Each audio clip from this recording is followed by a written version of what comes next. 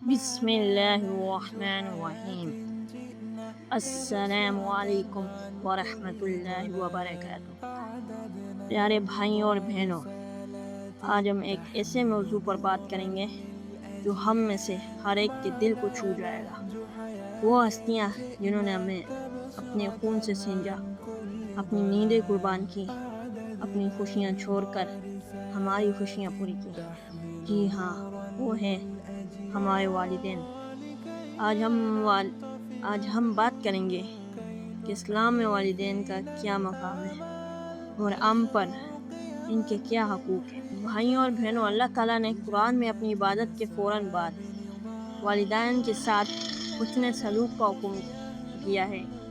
سورہ اسراء آیت نمبر 23 میں اللہ فرماتا ہے، اور تیرے رب نے فیصلہ کر دیا ہے کہ تم اس کے سوا کسی کی عبادت نہ کرو اور والدین کے ساتھ اچھا سلوک کرو۔ اور کریں بھائیوں، اللہ نے اپنی توحید کے ساتھ والدین کا ذکر کیا، یہ کتنا بڑا مقام ہے والدین کا۔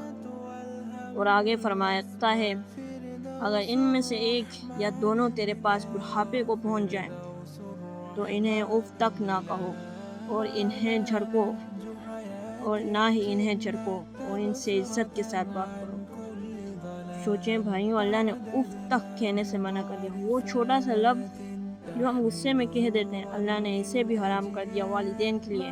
سبحان اللہ، کیا مقام ہے والدین کا۔ بھائیوں اور بہنوں، ایک آدمی نبی کریم صلی اللہ علیہ وسلم کے پاس آیا اور پوچھا، یا رسول اللہ صلی اللہ علیہ وسلم، میرے حسن سلوک کا سب سے زیادہ حقدار کون ہے؟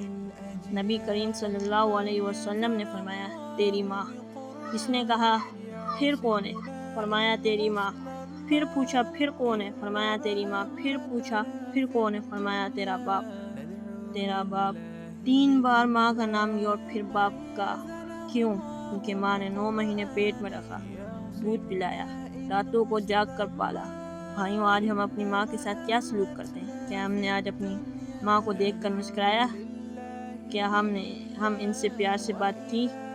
اسی طرح بھائیوں اور بہنوں، باپ کا مقام بھی بہت بلند ہے۔ رسول اللہ صلی اللہ علیہ وسلم نے فرمایا، باپ جنت کے دروازوں میں سے درمیانی یعنی سب سے اعلیٰ دروازے ہیں۔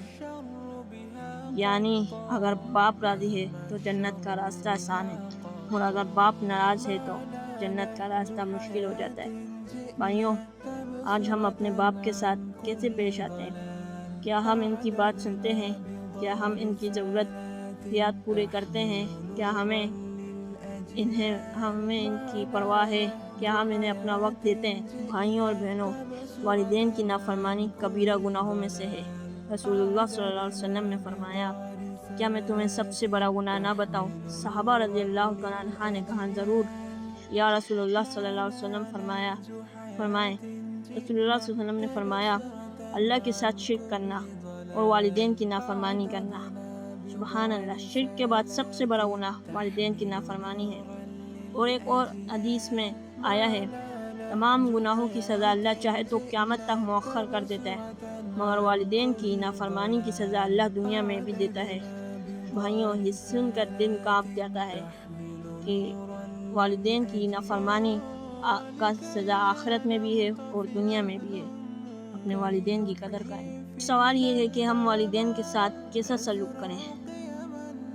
تو سب سے پہلے ان سے پیار سے بات کریں، کبھی اونچی آواز میں نہ بولیں، ہمیشہ نرمی سے بات کریں۔ اس طرح ہم ان کا ادب کریں گے۔